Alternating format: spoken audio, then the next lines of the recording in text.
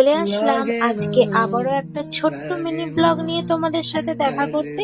তো দেখো, আমি সেজে গুজে রেডি হয়ে গেছি। সন্ধ্যাবেলা যাব হচ্ছে একটা কার্তিক পুজো বাড়ি নেমন্তন্ন আছে সেখানে। আর এখানে দেখো আমার মেয়েও কিন্তু রেডি, তোমাদের দাদা ভাইও। তো পুজোটা যেহেতু আমাদের পাড়াতেই, তার জন্য আমরা কিন্তু হেঁটে হেঁটে বেরিয়ে পড়েছি।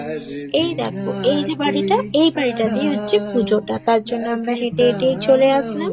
তো দেখো, ওদের বাড়িতে পৌঁছে এখানে বসে রয়েছি, আর ওদের ঠাকুর মন্দিরটা একটুখানি তোমাদের সাথে শেয়ার করলাম। তারপরে দেখো, আমাদের কাছে জল মিষ্টি খেতে দিয়েছিল, সেটা খেয়ে চলে গেলাম কার্তিককে দেখতে। তারপরে একটুখানি বসেছিলাম। তারপরে দেখো, আমরা সোজা কিন্তু চলে যাব কিন্তু খেতে। তো দেখো, অনেক রাত হয়ে গেছিল, প্রায় 10টার মতো বাজে। তারপরে আমরা খেতে চলে গেলাম। তারপরে গরম গরম লুচি, আর তার সাথে ছিল কাবলি ছোলার ঘুগনি। তো আর তার সঙ্গে ছিল কিন্তু হচ্ছে ফুলকপি দিয়ে আলু দিয়ে একটা কিন্তু তরকারি করেছিল। তো চলো খেয়ে নেওয়া যাক ভালো করে মন ভরে। এই দেখো, ফুলকপি আলুর তরকারিটা দেখেছো কত সুন্দর হয়েছে। তারপরে দেখো, ছিল হচ্ছে চাটনি, পাঁপড়, আর তার সঙ্গে ছিল হচ্ছে বড় বড় রসগোল্লা।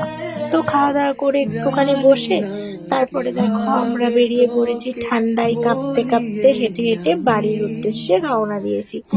তো দেখো, তারপরে আমরা বাড়িও চলে এসেছি। তো আমার এই ছোট্ট মিনি ব্লগটা তোমাদের কেমন লাগলো অবশ্যই কিন্তু কমেন্ট করে জানাবে।